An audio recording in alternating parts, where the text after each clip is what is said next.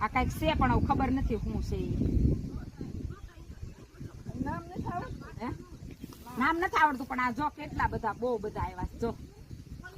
સાલુમાં આવી જાવ નહીં જો આ શું હશે આ કોઈને ખબર હોય તો કેજો અમને ખબર નથી આ પણ ગમે છે આ બહુ ગમે છે મોતીના દાણા હોય ને એવું લાગે છે ખાવામાં કેવું કહેશે ખાતા નહીં ગળ્યું છે